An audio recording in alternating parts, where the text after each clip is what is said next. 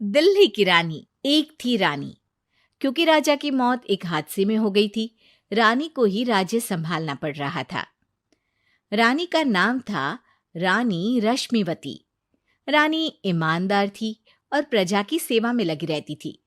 एक दिन उसके दरबार में 3 नौजवान आए, रमेश, सुरेश और दिनेश। कहो, क्या सहायता कर सकती हूँ मैं तुम्हारी? हम आपके दरबार में काम करना चाहते हैं ताकि जनता की सेवा कर सके। लेकिन अभी तो तुम्हारी उम्र बहुत छोटी है। तुम लोगों को तो अभी अपनी पढ़ाई पर ध्यान देना चाहिए। हमारा मन पढ़ाई में नहीं लगता। माता पिता को लगता है कि हम किसी के लायक नहीं है और हम साबित करना चाहते हैं कि हम लायक हैं। उत्साह बहुत अच्छा है, मगर अभी उम्र कच्ची है तुम लोगों की। अरे उम्र से क्या होता है रानी जी? शास्त्रों में लिखा है कभी किसी के ज्ञान को उसकी उम्र के आधार पर नहीं देखना चाहिए। बात तो सही है तुम्हारी। और अगर सच में तुम अगर ये संकल्प करके आए हो कि तुमको यहाँ काम करना है, तो पहले परीक्षा देनी पड़ेगी। 3 परीक्षा। एक शारीरिक परीक्षा, एक बुद्धि की परीक्षा और एक देशभक्ति की परीक्षा। और ये क्या है? वो मंत्री महोदय तुम्हें समझा देंगे। हमारे पास समय नहीं है। अगर तुम लोग तैयार हो तो बताओ। हाँ हाँ, हम तैयार है किसी भी परीक्षा के लिए। मैं भी तैयार हूँ कुछ भी कर गुजरने के लिए। तो ठीक है मंत्री जी, आप इन तीनों की परीक्षा कल से ही शुरू कर दीजिए। जो आज्ञा रानी साहिबा। अगले दिन से ही तीनों की परीक्षा शुरू हो जाती है। पहले शारीरिक परीक्षा, यानी किस में कितना है दम, ये देखेंगे हम। क्योंकि शरीर में दम होगा तभी तो प्रजा की सेवा में दम लगा पाओगे। हमें क्या करना होगा? वो पेड़ दिख रहा है, जो सबसे पहले चढ़ेगा उस पे दरबार में नौकरी पाने के अवसर उसी के बढ़ जाएंगे। मैं चढ़ता हूँ। अरे रुको रुको, गिनती गिनने दो। 1, 2, 3। 3 की गिनती के बाद रमेश और सुरेश भागकर पेड़ के पास गए, मगर दिनेश आराम से पेड़ के पास गया। जैसे ही रमेश और सुरेश आधे पेड़ तक चढ़ गए, दिनेश ने उन दोनों की टांग पकड़ के उन्हें नीचे गिरा दिया और खुद पेड़ पर चढ़ गया। दिनेश की जीत हुई। अरे लेकिन इसने बेईमानी की। बेईमानी नहीं की, बुद्धि लगाई। शरीर के दम के साथ दिमाग में भी दम होना चाहिए। क्यों मंत्री जी? हाँ हाँ, बात तो तुम्हारी सही है, लेकिन बात अगर बुद्धि की है तो बुद्धि की असली परीक्षा हम कल लेंगे। शाम को जाकर मंत्री रानी को सब बता देते हैं। यानी दिनेश उन सब में ज्यादा होशियार है। जी रानी साहिबा। अगले दिन तीनों की बौद्धिक परीक्षा का समय होता है। आज हमें क्या करना है मंत्री जी? थोड़ा सब्र करो, कल जल्दबाजी में ही हारे थे तुम। सही कह रहे हैं मंत्री जी। अरे तू क्यों ज्यादा बोल रहा है? तू भी तो हारा था ना कल। ए दिनेश, ज्यादा होशियार मत बन। अरे अरे अरे, लड़ो मत। आज की परीक्षा पर ध्यान दो। आज की बौद्धिक परीक्षा में ये कुछ बोरे हैं, कुछ में नमक है और कुछ में रुई। जिसको जो ले जाना है उठा लो। देखते हैं कि कौन जल्दी से कोई भी एक बोरा नदी के उस पार लेकर जाता है। समय शुरू होता है अब। तीनों बोरों की तरफ बढ़ते हैं। सुरेश, नमक की बोरी भारी है, ले जाने में मुश्किल होगी। हाँ हाँ, सही कह रहा है, रुई हल्की है, हम दोनों रुई लेकर चलते हैं। अरे भाई, मैं तो नमक लेकर जाऊंगा। रमेश और सुरेश ये सोचकर हंसते हैं कि आज तो दिनेश हार ही जाएगा। दौड़ शुरू होती है। 1, 2, 3।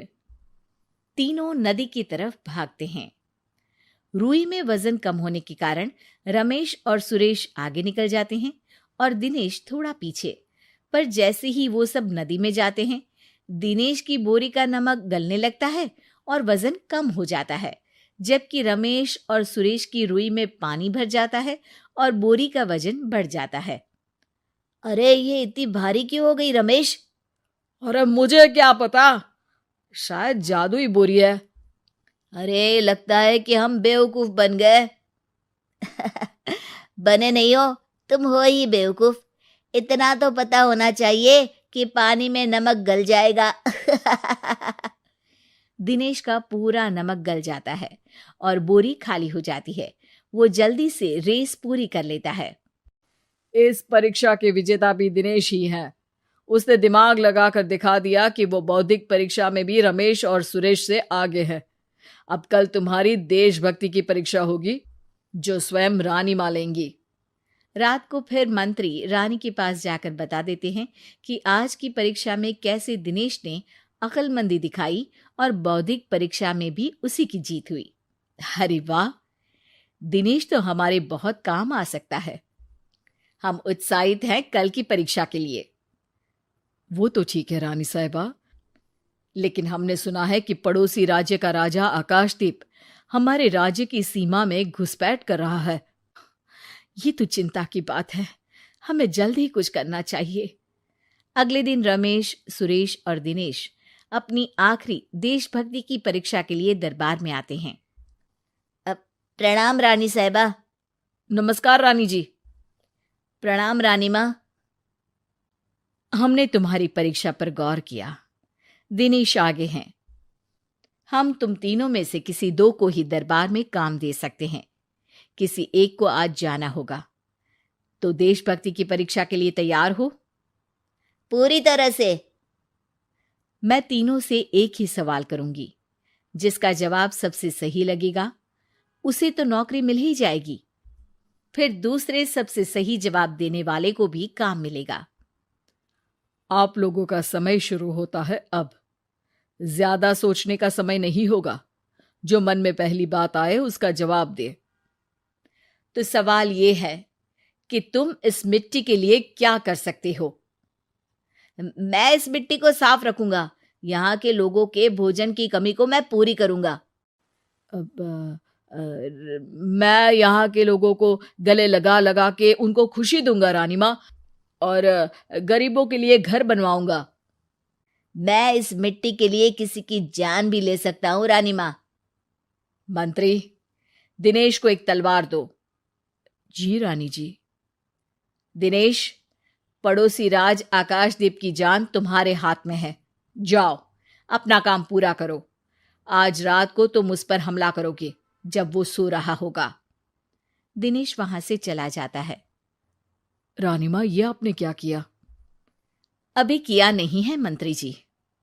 आप आकाशदीप को संदेशा भिजवाओ कि पड़ोसी देश का एक कातिल रात को उन पे हमला करेगा और दिनेश को पकड़वा दो।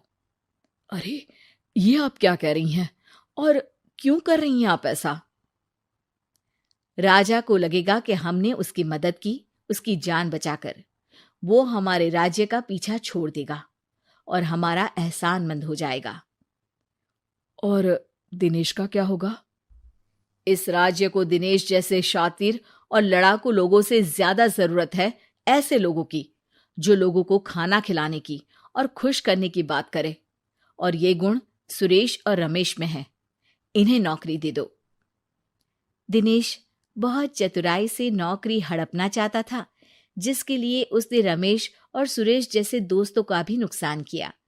पर रानी ज्यादा चतुर निकली। उसने एक तीर से दो निशाने लगाए।